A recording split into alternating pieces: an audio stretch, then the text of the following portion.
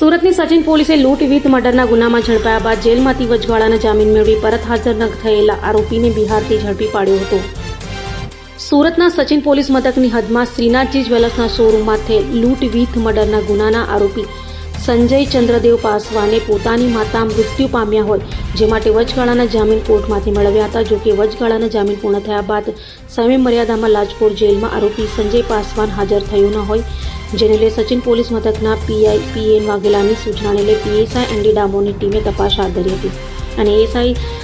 ચંદ્રવીરસિંહ તથા અનાર્મ police constable Naranbhai અને હેબતસિંહ અને નિલેશભાઈએ બાતમીના આધારે બિહાર ખાતે જોઈ ત્યાંથી આરોપી સંજય ચંદ્રદેવ પાસવાનને ઝડપી પાડી સુરત લાવી તેનો કબજો